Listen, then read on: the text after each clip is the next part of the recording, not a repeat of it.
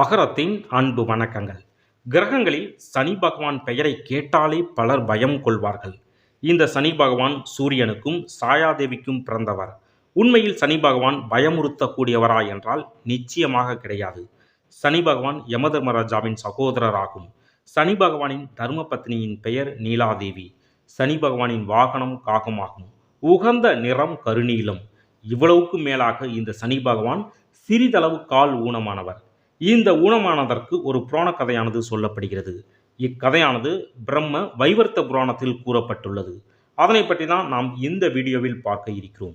ஒருமுறை கைலாயத்தில் பார்வதி தேவியார் பிள்ளையாரை பிள்ளையாக பெறுவதற்காக புண்ணியக விரதத்தை அனுஷ்டித்தார். பகவான் கிருஷ்ணனே குழந்தையாக பார்வதி தேவியின் முன்பாக தோன்றினார். விநாயகரை கண்ட பார்வதியும் சிவனும் குழந்தையை வாரி எடுத்து முத்தமிட்டனர்.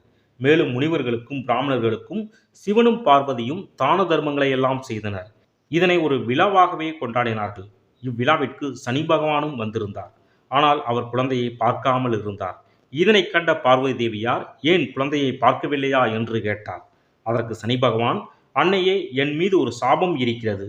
அதன்படி நான் எதை பார்த்தாலும் அப்பொருள் அழிந்துவிடும் என்ற சாபத்தை என் மனைவி எனக்கு கொடுத்துள்ளாள். அன்னையே, என் மனைவி சித்திரதன் என்ற கந்தவனின் மகள். ஒருமுறை அவளை நான் உதாசீனப்படுத்தினேன்.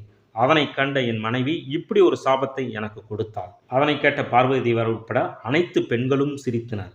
பார்வதி தேவியார் இதனை நம்பவில்லை. இதனால் சனி பகவான் கூறியதை சர்வ சாதாரணமாக எடுத்துக்கொண்டார். மேலும் சனி பகவானிடம் தன் குழந்தையை பார்க்குமாறு கட்டாயப்படுத்தினார். வேறு வழியில்லாமல் சனி பகவானும் அக்குழந்தையை நேரடியாக பார்க்காமல் ஓரக்கண்ணால் மட்டுமே பார்த்தார். சனி பகவானின் பார்வைப்பட்ட மறுகணமே குழந்தை தலையின்றி கிடந்தது. அதனை கண்டு அனைவரும் அதிர்ச்சி அடைந்தனர். பார்வதி தேவியாரும் மயக்கமடைந்தார். மறுகணமே பகவான் கிருஷ்ணர் ஒரு ஆற்றங்கரையில் உறங்கிக் கொண்டிருந்த யானையின் கழுத்தை தன்னுடைய சக்கராயுதத்தால் அகற்றி அதனை கைலாயம் கொண்டு வந்து தலையின்றி கிடந்த குழந்தையான விநாயகரின் உடலுடன் இணைத்து விட்டார். விநாயகரும் யானை தலையுடன் உயிர் பெற்றார். சிறிது நேரத்தில் பார்வதியும் மயக்கம் தெளிந்து எழுந்தார். இதனை கண்ட அனைவரும் மகிழ்ச்சி அடைந்தனர். ஆனாலும் சனி பகவான் மீது பார்வதிக்கு கோபம் தணியவில்லை. எனவே சனி பகவானை பார்வதி, உன் கால் ஊனமாக கடவது என்ற சாபத்தை கொடுத்தார். மறுகணமே சனி பகவான் கால் ஊனமானது. இதனை கண்டு அங்கிருந்த மற்றவர்கள், இங்கு நடந்த சம்பவங்களுக்கு சனி பகவான் காரணம் கிடையாது, பார்வதி தேவியின் உந்துதலின்படியே சனி பகவான் குழந்தையை பார்த்தார் என்றனர். இதனை கேட்ட பார்வதி தேவியாரின் கோபம் சிறிதளவு மட்டுமே குறைந்தது. இதனால் சனி பகவானின் கால் ஊனம் முழுவதும் குணமாகாமல் சிறிதளவு மட்டுமே குணமானது. இதுவே சனி பகவான் ஊனமானதற்கு பிரம்ம வைவர்த்த புராணத்தில் கூறப்பட்டுள்ள கதையாகும்.